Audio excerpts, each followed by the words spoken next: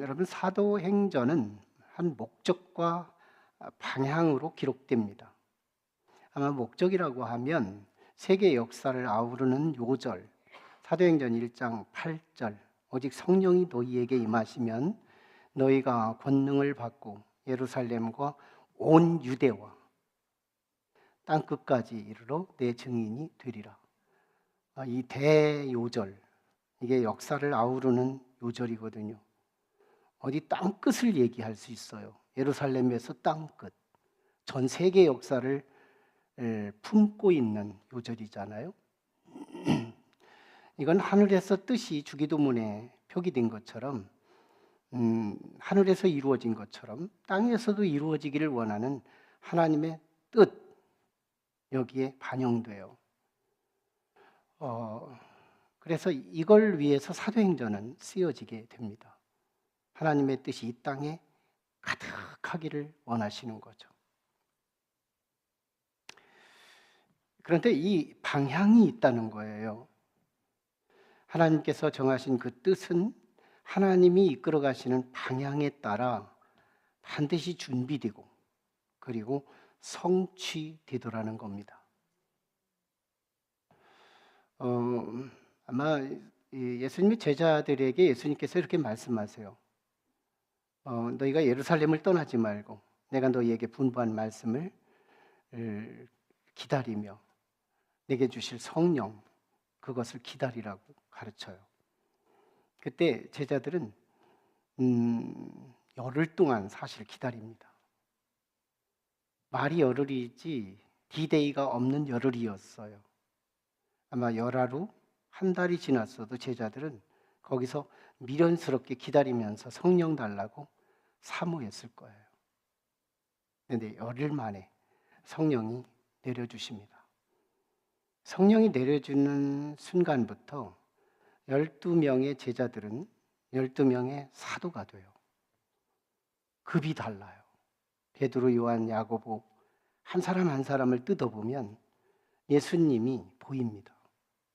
갑자기 예수님이 12명으로 늘어난 분위기예요. 준비예요.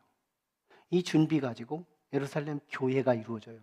하루에도 3,000명, 어떤 때는 5,000명, 전체적으로는 2만여 명 슈퍼처치가 이루어집니다. 이 기적이죠. 세계의 한 중심부의 예루살렘에서 이런 일이 일어나면서 정말 사도행전 1장 8절은 그대로 실행돼요. 유대와 사마리아를 위해서 평신도 스데반 집사와 빌립 집사를 준비시킵니다. 그리고 이들을 통해서 유대 땅 구석구석에 복음이 전하되고 사마리아 땅까지 복음이 활성화되어 이제 이스라엘은 전국에 복음의 꽃이 만발하게 됩니다. 그리고 지난 시간에는 전도자의 대표자였던 빌립 집사를 통해서 에티오피아 내시에게까지 전해서 장차는 국왕에게 그리고 이방 땅의 복음이 확산되는 계기점을 준비하고 실행하게 됩니다. 오늘 본문은요, 이방 선교의 1번지에 해당되는 사울이었던 사람이 오늘 본문을 경험으로 해서 바울이라는 사람으로 이름이 개명되고 이방인의 선교사의 1번지로 거듭나게 되는 한 사람을 준비하는 이야기입니다. 이 한 사람이 준비되어서 오늘 사실상 오늘 우리들까지 그분의 영적인 빚을 지고 우리가 복음을 듣게 되는 사실은 계기점이 됩니다. 아마 바울이 복음을 배달하지 않았다면 우리는 여기서 복음을 들을 수도 없었을 거죠. 하나님은 그렇게 필요적절하게 때가 이르러 당신의 사람들을 적절히 준비하고 그 준비된 사람들을 터뜨려서 복음의 폭발성으로 오늘 우리에게까지 전달했다는 점입니다. 사울, 여러분 사울은 스데반을 죽이는 현장 지도자였어요. 스데반이 예수님의 복음을 증거하는 현장에서 정말 눈뜨고는 볼 수 없다고 생각하며 주변의 사람들에게 돌을 들게 하고 그리고 돌로 현장에서 순교를 시키는 총지도자, 이게 사울이었습니다. 그는 8장 1절에서요. 사울의 죽고 난 뒤에는 측은지심이라는 게 생길 수도 있는데 사울은 죽이고 난 며칠 뒤에도 이 스데반의 죽음을 마땅하게 여깁니다. 그리고 오늘 본문에 시간이 한참 지났어요. 그런데도요, 사울의 이 열정, 이 그릇된 열정, 죄 짓는 열정, 이 열정이 시간이 지나도 식을 줄을 몰라요. 심지어는 그리스도인들이 예루살렘에 있다가는 죽게 생겼으니 다른 이방 땅 애굽이나 이 튀르키예 터키라든지 또는 유럽까지 흩어져서 간 이 사람들, 이런 사람들을 어지간하면 그냥 도망가면 내버려 두면 되는 건데 사울은요 쫓아갑니다. 다메섹이라는 도시가 사실은 예루살렘에서 거리는 240여 킬로가 된답니다. 아마 우리나라 지도의 거리로 따진다면 경기도 포천에서 부산까지의 거리라고 할까요? 이걸 과거에 수레로 타고 다닌다면 일주일은 좋게 가야 하는 거리예요. 이게 얼마나 열정이었느냐를 말해주고 있는 거죠. 이 사울이라는 청년이 예수 믿는 자들을 완전히 싹쓸이하고 완전하게 그들을 소멸시키기 위해서 열정을 보이는 것이 240km까지 도망간 사람들을 추적해서 마치 추노처럼 노예들을 추적해서 그들을 잡아다가 심판하려고 하는 그런 것처럼 사울이 그런 열정을 보이게 됩니다. 그의 열정은 아주 극에 달했죠. 극단적인 열정, 얼마나 그 열정이 사무쳤는지요. 가서 그들을 체포하기 위해서 대제사장한테 가서 공문을 발행받아요. 이걸 아마 현대로 표시하면 법적으로 조금 더 다르지 않은 같은 원리입니다. 판사에게 혐의가 있다고 생각하는 그 사람에게 체포영장을 발행하는 거. 그때 당시 대제사장은 재판장이었거든요. 사내들인 공의의 재판장의 총수였어요. 그러니까 그 사람에게 공문 받았다는 말은 그리스도인들을 체포할 수 있는 회당에 아무나 들어갈 수 없으니까 회당에 어디든지 들어가서 그리스도인, 예수 믿는 사람들을 다 체포해 올 수 있는 법적 영장, 이걸 받은 거예요. 가서 그들을 체포하려고 하는 그 열심이 하늘을 닿을 만큼 열정적이었어요.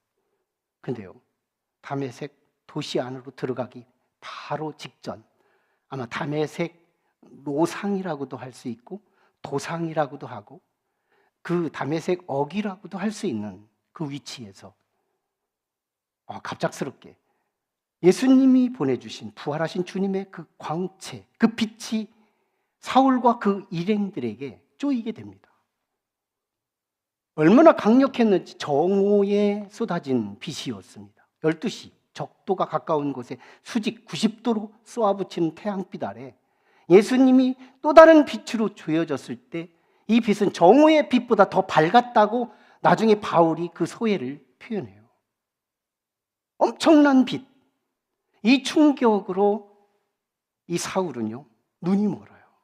일시적인 현상이지만 눈이 멉니다. 주변의 사람들도 같이 아마 빛을 봤던 것 같아요. 침침해서 사람들 아무것도 안 보일 정도로, 그 정도로 빛을 공통으로 보지만 사울을 집중적으로 조명한 빛이었기 때문에 사울은 치명적인 시선을 잃어버리게 돼요.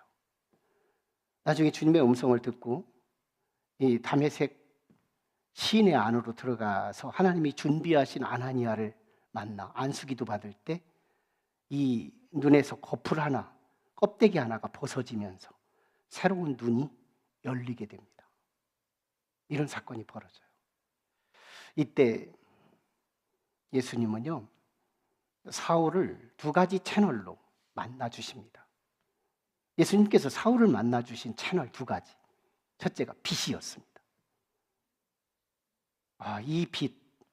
이 빛으로 조명될 때 그는 실명해버리고, 그리고 아나니아의 안수를 받을 때 다시 새 눈이 열리는 이런 경험을 했다는 거죠. 눈의 변화예요. 시선의 변화. 우리가 예수를 믿기 이전의 눈이 이런 눈이에요. 도덕적이고 상식적이고 조금 신앙을 가졌다면 율법적인 눈을 가지고 나한테 조건을 다 겁니다. 나한테 조금 서비스가 되는 것 같으면 착하고 좋은 사람이고 나한테 코드가 안 맞으면 무조건 죽일 사람인 거예요. 이게 사울의 눈이었습니다. 이 눈이 언제 고쳐지느냐?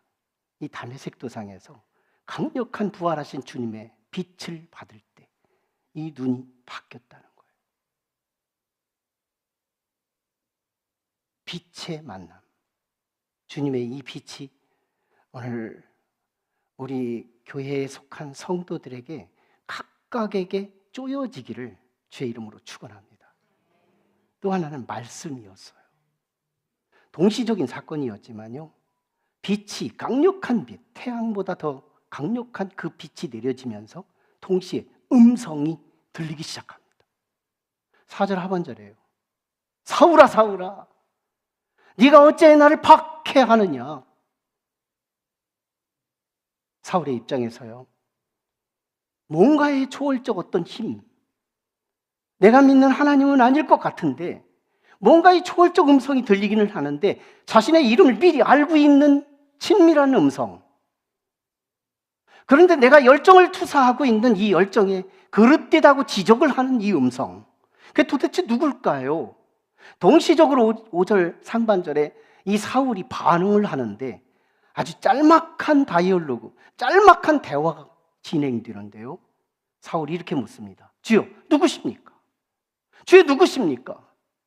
이때 묻는 이 질문이 헬라어로는 퀴리오스입니다. 퀴리오스, 절대 주권, 때로는 하나님에게 붙이는 대명사예요.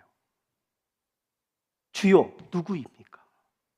그 순간에 그 주님의 붙들리기 시작하는데요, 이 주권, 우리가 주권신앙으로 들어가라고 하는 이 말이 사울이 그 주님의 주권에 멱살이 잡히는 거예요. 여러분, 이 주권에 우리가 붙들리는 은혜가 있으면 좋겠습니다. 여러분, 하나님께는 붙들릴 필요가 있는 거예요. 마귀에게 붙들리면 나도 모르게 속수무책으로 죄를 짓고도 죄인지도 몰라요. 죄를 짓고도 죄인지를 몰라요. 마귀에게 붙들려 가면 어디로 끌려가든지 나는 속수무책으로 하고야 마는 거거든요. 근데 하나님께 내가 붙들린다는 건 보증되는 거예요. 진짜 좋으신 분한테 내가 붙들렸을 때 내가 어디로 가겠어요? 결국은 천국 가는 거거든요. 우리의 행보가 후회하지 않고 여한이 없이 탁월한 인생을 살아갈 수 있는 첫 번째 단초는요, 하나님께 붙들리는 거예요. 퀴리오스, 나의 진짜 주권, 나의 진짜 하나님, 그분에게 내가 멱살 한번 잡히는 것이 예수 믿는 진짜 출발입니다. 얼마나 대단한 문제예요. 주님 누구냐고 묻는 사울의 질문에 예수님 이렇게 대답합니다. 나는 네가 박해하는 예수라. 나는 예수라. 이 박해하는 것이 삽입이 돼서 좀 이질 문장이 되지만요, 여기서 우리가 주목해야 할 한 문장 유형은 요한복음에서 누누이 경험했던 에고에이미라는 문장입니다. 이걸 영어로 하면 I am who I am. 이 문장은 모세가 하나님께 당신이 누구기에 내 백성을 보내라고 합니까? 라고 질문했을 때 하나님이 대답하셨던 문장이에요.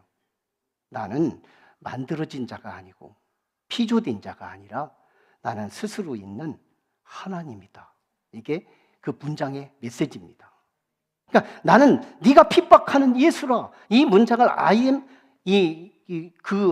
who I am 문장으로 대답을 했다는 거죠. 이때요, 사울은 예수님이 하나님인 걸 발견하게 됩니다. 예수는 십자가에 죽여놓고도 마땅하다고 생각하던 사울이요, 그분이 하나님이었구나. 구약시대의 하나님의 개념은요, 막연했어요. 마치 아지랭이 같고 마치 추상적이고 하나님은 안 보여야 당연하지, 이렇게만 생각한 거예요. 말라기에서 이 모순을 발견하신 하나님은요, 이제 하나님이 우리를 사랑하신 증거가 뭐냐고 말라기에 오리발을 내놓는 이스라엘 백성을 향해서 신구약 400년 동안 하나님이 없는 역사가 뭔지를 알려주신 뒤에 진짜 칠흑같이 어두운 영적인 어둠의 밤에 빛과 같이 나타나신 예수 그리스도, 그분은 우리와 동일 본질이었어요. 이목구비를 가지고 우리와 한 개의 몸을 가지고 이 땅에 오셔서 하나님이 특수한 모습으로 오셔서, 그런데 우리 인간들은 이게 하나님이 아니라고 하면서 십자가에 죽여버리고 말았지만 그 주님이 부활하셔서 다메섹 도상에서 사울을 불러가며 나는 네가 핍박하는 예수라고 분명하게 말했을 때 사울은 여기서 예수님을 하나님으로 만나게 됩니다. 여러분, 예수가 하나님이라는 이 깨달음, 예수가 하나님이라는 이 지식이 우리 속에 분명할 때 우리는 진짜 그리스도인으로 진입할 수 있다는 겁니다. 주께서요 6절에서 이렇게 말씀을 이어가십니다. 너는 시내로 들어가라. 내가 네가 행해야 할 그 일을 지시할 사람을 준비해 놓았느니라. 들어갑니다. 아닌 게 아니라 아나니아라는 사람을 하나님은 이미 준비해 놓고 있었어요. 아나니아와의 만남, 거기서 안수기도를 받아가며 받을 때 눈에서 거풀이 떨어져 나오고, 그리고 아마 그리스도에 대한 설명도 들었을 겁니다. 그리고 소명, 여기서요 사울이라는 청년, 하나님에 대한 지식은 빵빵했지만 하나님에 대해서 아무것도 모르는 이 사울, 아나니아와의 만남 속에서 그는 완전한 회심이 이루어져요. 그리고 그는 새로운 소명, 내가 뭘 위해서 내가 거듭났고 내가 앞으로는 어떻게 살아야 할 것인가까지 여기서 해결되는 모습입니다. 결국은 사울은 이름이 개명돼서 바울로 바뀌게 됩니다. 이제 앞으로는 바울이라는 이름으로 우리에게 계속 소개될 텐데요, 오늘 본문을 통해서 우리는 사울의 세 가지 특징을 다시 조명할 필요가 있습니다. 여러분, 사울은 아주 열정의 사람이었어요. 열정. 하나님은요 열정의 사람에 주목한다는 거예요. 1980년대 이후에 우리 대덕 연구단지에서 한 경제 전문가로부터 힌트를 받은 아이디어 하나가 있습니다. 선택과 집중. 이것이 연구 분야를 굉장히 발전시키는, 주마등처럼 많은 것들을 붙들고 연구하다 보니까 연구가 안 되는 거예요. 우리 연구소는 이것만 선택하고 여기에 집중한다. 이것만 선택하고 여기에 집중한다. 선택과 이 집중, 이게 오늘날 현대문화의 발전의 척도였어요. 여러분, 이걸 세상도 깨닫고 있는데 우리 그리스도인이 이걸 깨닫지 못하고 있다면 우리의 에너지는요 주면 줄수록 재앙일 뿐이에요. 내게 하나님이 주시는 은혜가 있고 근력이 있고 시간이 있고 물질이 있고 권세가 있다면 내게 주어지는 한 가지 지혜, 뭘까요? 분명하게 필요하다면 선택하고 선택했다면 집중할 수 있는 지혜, 이게 필요한 거예요. 사울은요 여기에 천재적인 사람입니다. 그는요 열정의 인간이었어요. 하나님은 우리에게 물질이 없으면 물질 채워가지고 하게 하고요, 근력 없으면 근력 주시고 사람 붙여서 하게 하시고요, 권세가 없으면 권세를 주셔서 하게 하시지만 열정이 없는 사람은 아무것도 줄 수 없다는 거예요. 하나님은 열정 있는 사람을 붙들고 쓰시더라는 거예요. 구약의 성경이 이걸 질비하게 설명하고 있고요, 신약도 이런 인물들을 조명해 주고 있다는 겁니다. 구약의 대표 인물이 다윗을 빼놓을 수가 없죠. 사울왕은 나라를 이끌다가 결국은 하나님의 언약궤를 블레셋에 뺏기고 맙니다. 기럇 여아림이라는 국경선까지 잃어버린 그 언약궤를요 사울 정치 40년 내내 찾지 않습니다. 하나님 그 궤짝 그거 있으나 마나지, 하나님에 대한 경외심이 없으니까 그 궤짝도 별것이 아닌 거예요. 우리는 하나님이 귀하니까 저 십자가도 귀하거든요. 우리는 하나님이 귀하니까 이 교회도 귀하거든요. 다윗은 이 열정이 있었어요.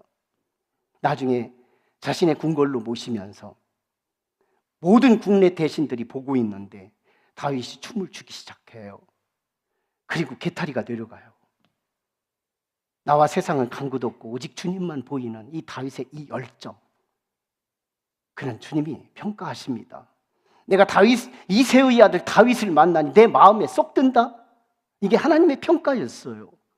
난 다윗의 어떤 컨텐츠를 평가를 좋게 하셨는지 모르지만 난 그 열정, 하나님이라면 사족을 못 쓰는 그 열정, 여기에 하나님은 기름 부었다고 믿습니다. 신약에는 베드로를 빼놓을 수 없습니다. 베드로는 일자 무식이에요. 세상 스펙 없습니다. 그런데 그는요, 예수님이라면 물불 가리지 않아요. 풍랑 중에 주님이 고물에서 주무시다가 또는 주님께서 바다를 거닐러 오시는 이 상황 속에서 베드로가요, 주님인 줄을 확인하고 주님이 걸어오신다면 나도 바다를 걸을 수 있지 않겠습니까? 오라, 바다를 걸어갑니다. 무덤에서 부활했을 때 요한과 함께 달리기 했지만 요한이 먼저 도착했지만 무서워서 쭈뼛쭈뼛하고 있을 때 베드로는 들어가자마자 바로 직행 무덤 속으로 들어갑니다. 예수님이 계시다면 무덤도, 예수님이 계시다면 바다도 어디든지 열정을 가지고 주님 앞에 자신의 몸을 던질 수 있는 베드로, 주님은 그 사람을 쓰셨다는 거예요.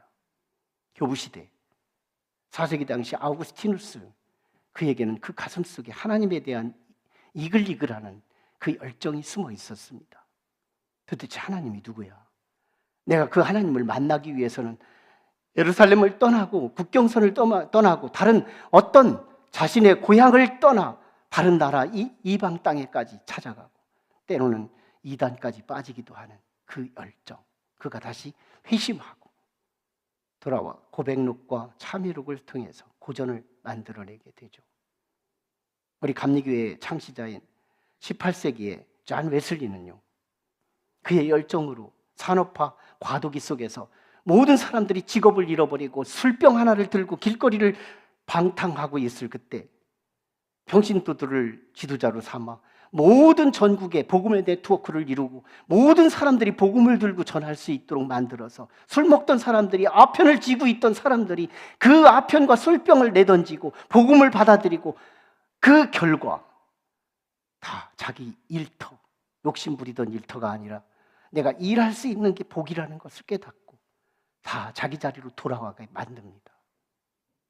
여러분, D.L. 무디 19세기에 세계의 최고의 전도자는 그의 열정, 그는 정말 무학자였고 초등학교밖에 나오지 않았지만 세상에 스펙과 권세가 없었지만 그는 세상에서 가장 많이 전도한 지구촌의 전도왕이 됩니다.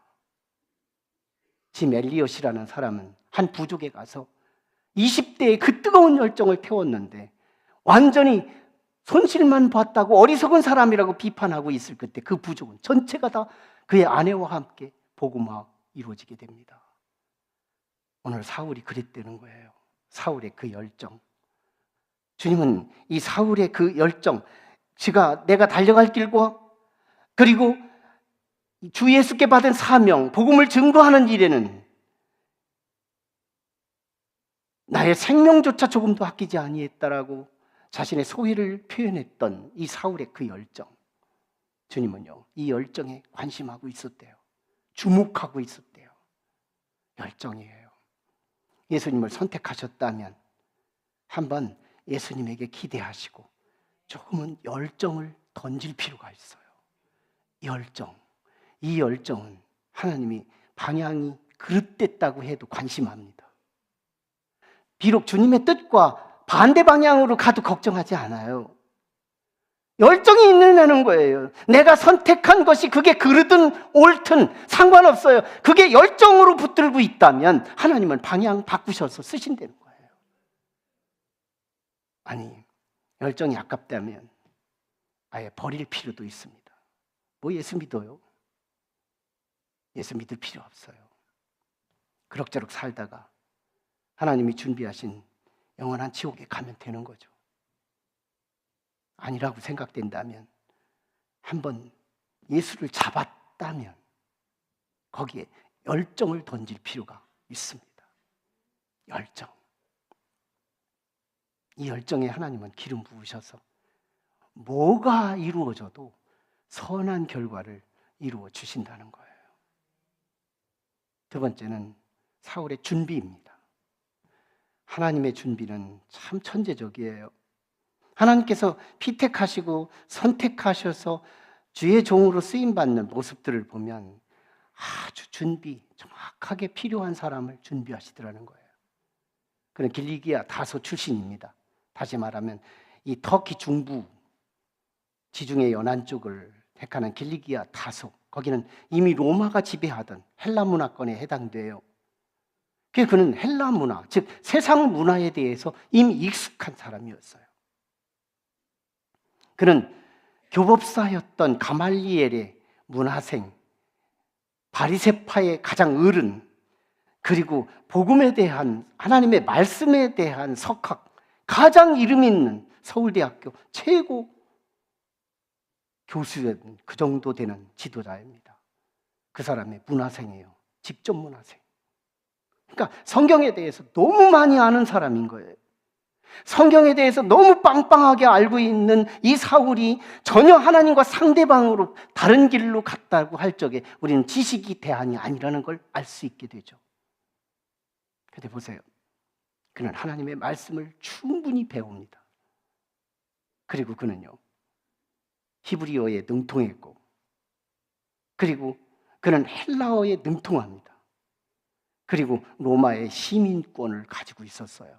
디아스포라 유대인으로 자신의 부모가 터키 지역으로 이사가서 거기서 사울을 낳게 되거든요.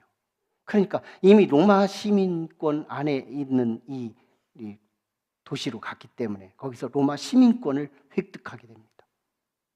이 세상에서요, 사울이 가는 길, 방향을 제어할 법이 없고요, 제어할 언어가 없고요, 제어할 문화가 없는 거예요.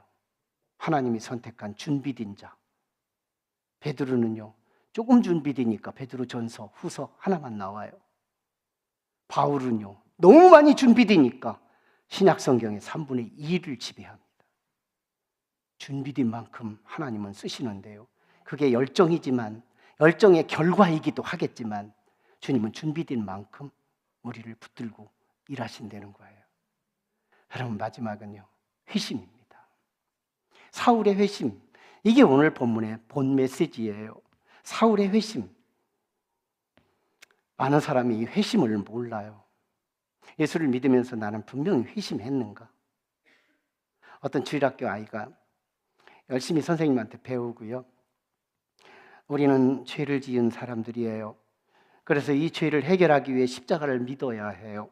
그리고 십자가를 믿으면 모든 죄는 속죄함을 받고 우리는 하나님의 나라에 갈 수 있는 사람이 됩니다. 다 가르치고 나서 아이에게 이렇게 질문합니다. 너희는 어떻게 해야 회개할 수 있는 거지? 그랬더니 이 아이가 대답합니다. 죄를 지어야 하지요. 어린아이 이 얘기지만요, 우리는 회심을 모른다는 거예요. 보통 세례는 물 찍어서 바르는 의식이지만요, 진짜는 침례였습니다. 요단강에 푹 머리까지 다 팍 빠지는 거였습니다.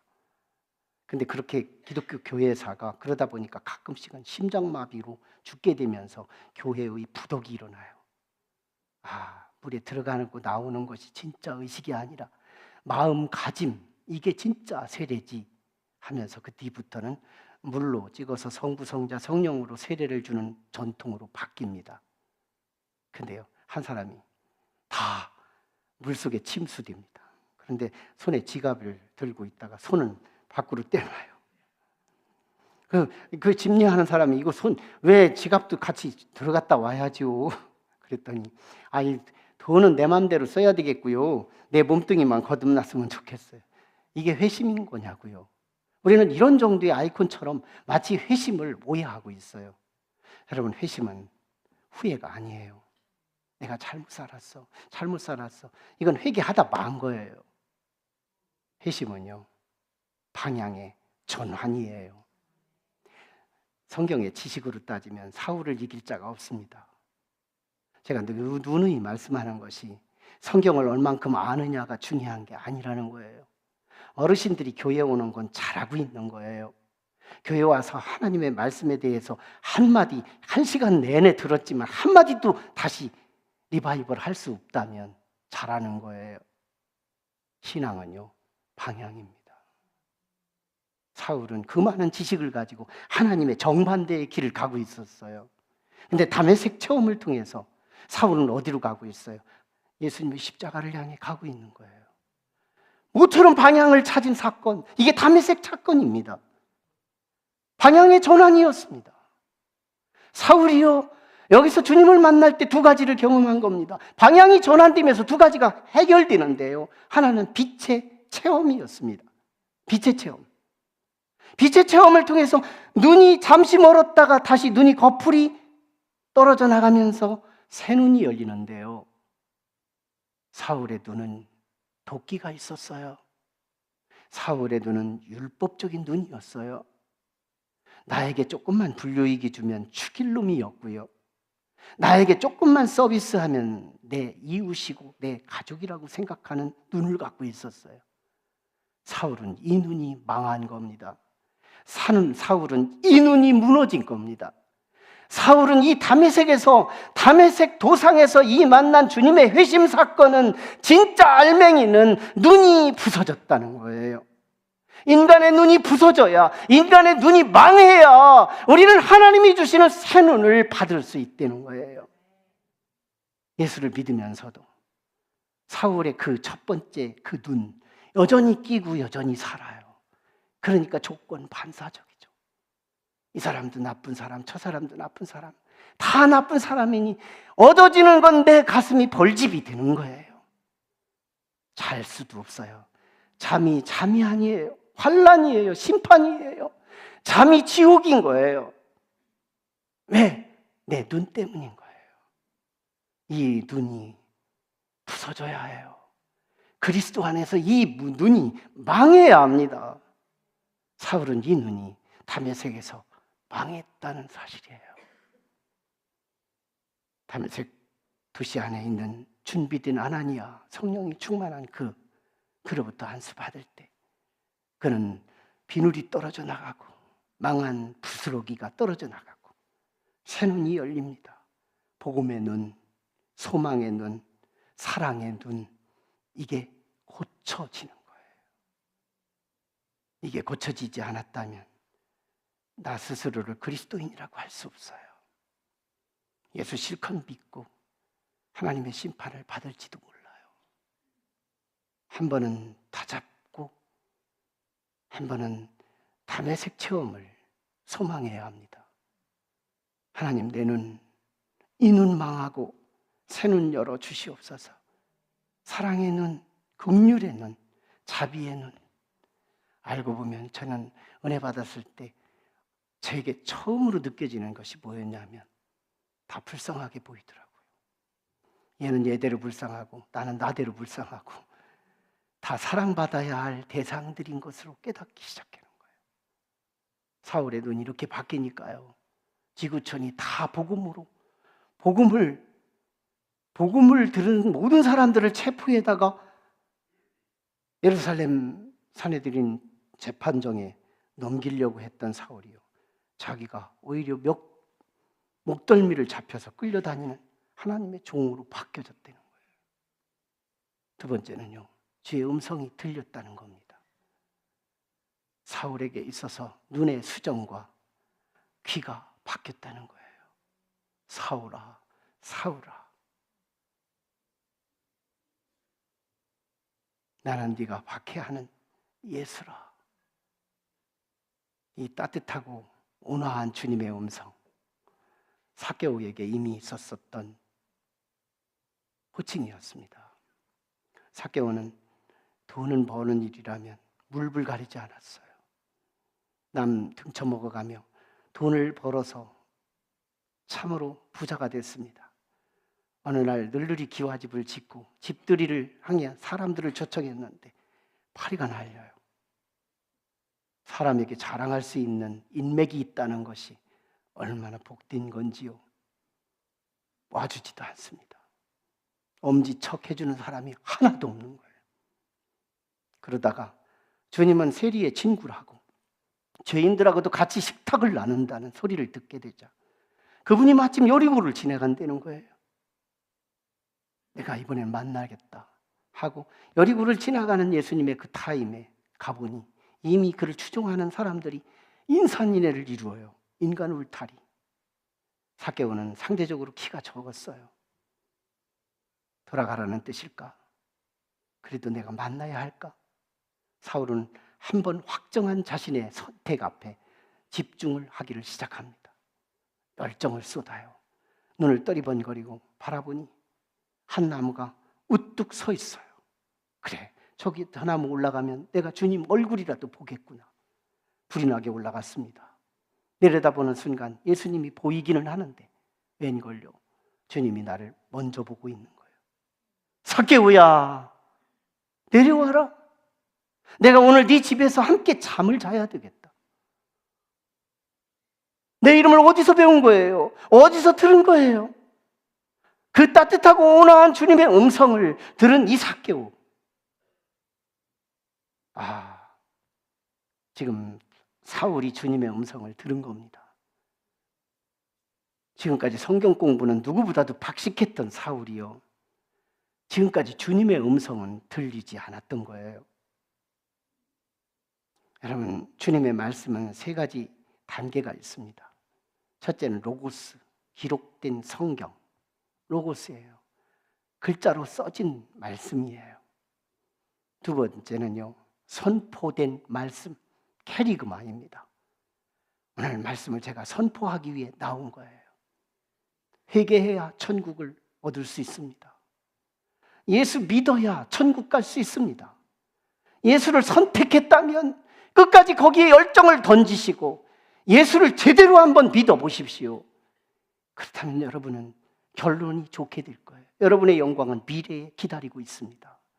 이게 선포예요. 캐리그마예요. 그런데요, 사울이 듣지 못했던 한 음성이 있습니다. 그게 레마예요. 레마. 로고스를 읽어도 안 들리고 캐리그마 속에서도 주님의 음성이 안 들리던 그가 어느 한 순간에 로고스 안에서 나의 깨달음으로 나만해 주시는 메시지가 있고 캐리그마인 선포 속에서 나에게 주시는 음성이 있는 거예요. 오늘 본문에서 예를 들어 주님이 사울을 만났구나, 주님이 사울을 사랑했구나, 이렇게 듣는 건 나만의 자유예요. 그리고 실제 주님은 그렇게 주시기를 원하십니다. 나만의 주시는 메시지. 다른 사람은 그 메시지, 그 이야기 속에서 다른 메시지를 듣고 있는데 오늘 나만 주님이 주시는 고유한 내 메시지, 이게 레마의 음성이거든요. 사울은 이게 안 들렸어요. 성경에 대한 정보는 가득한데 백과사전이에요. 그런데 주의 음성이 안 들려요. 여러분, 우리는 설교를 다 듣고 난 뭐 들었는지 아무것도 말할 수 없어. 괜찮습니다. 그런데 그 순간순간 나와 관계된 어떤 메시지가 레마로 내게 들리고 있다면 바르게 가고 있는 거예요. 잘하고 계신 거예요. 거기에 세월을 붙이십시오. 거기에 시간을 더하십시오. 거기에 열정을 더해 보십시오. 반드시 여러분은 함께 천국에 가 있을 겁니다. 여러분, 예수 믿는 건 인생 전체를 아우르는 거예요. 인생을 현미경으로 보고 조그마한 건 붙들고 아등바등 살 게 아니고요. 굵직한 것, 망원경으로 큰 틀을 함께 볼 필요가 있다는 겁니다. 우리 인생이 어디로 갈까요? 죽고 끝날까요? 만약 죽고 끝나는 것이 우리 인생이라고 한다면 우리 부모님보다 더 원수는 없습니다. 왜 이렇게 지지고 볶고 하는 이 고통스러운 현장에 나를 보내서 이렇게 고통스럽게 하느냐고 말이에요. 그런데요, 죽고 끝나지 않는다면, 그래서 내가 예수 믿고 천국에 간다면 이 세상에서 가장 은인이 누군지 알아요?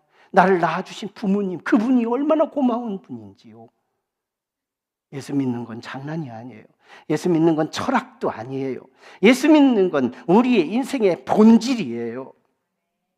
우리는 예수 믿고 가라고 이 세상에 보낸 거예요. 예수 믿는 과정 속에서 예수를 한번 선택했다면 예수를 향한 열정을 한없이 투사해 보십시오. 열정이 없기 때문에 하나님이 부어줄 게 없는 거예요. 열정이 있는 자는 돈이 없으면 돈 주고, 열정이 있는 자는 건강이 없으면 건강 주고, 열정이 있는 자는 권세가 없으면 권세까지 주어서 그 열정과 함께 주님은 쓰기를 원하십니다. 사울은 하나님에 대한 지식을 충만히 가지고 있었지만 그는 가짜 그리스도인이었어요. 그러나 그가 빛을 체험하며 눈이 수정되고 눈이 고쳐진 뒤에 그는 진짜 그리스도인이 시작됐습니다. 그는 귀는 있지만 하나님의 말씀을 들을 수 없는 귀멍어리였습니다. 그는 하나님의 사람이라고 자칭 외쳤지만 그는 진짜 그리스도인이 아니었어요. 근데 탐색 체험을 통해서 그는 진짜 그리스도인이 시작됐어요. 주의 음성을 듣기 시작하니까요. 눈이 열리고 귀가 열린 사람, 이게 탐색 체험의 가장 키워드가 됩니다. 우리가 예수 믿으면서 눈이 수정되고 귀가 수정된다면 이게 말씀 먹는 두 채널이잖아요. 눈으로 말씀 보니까 눈으로 말씀 먹고요. 귀로 말씀을 들으니까 귀로 말씀 먹고요. 먹는 게 좋으니까 삶이 좋아지고 영원한 천국은 이미 지금부터 영원까지 이루어지게 될 것입니다. 기도하시죠. 우리 같이 기도하실 때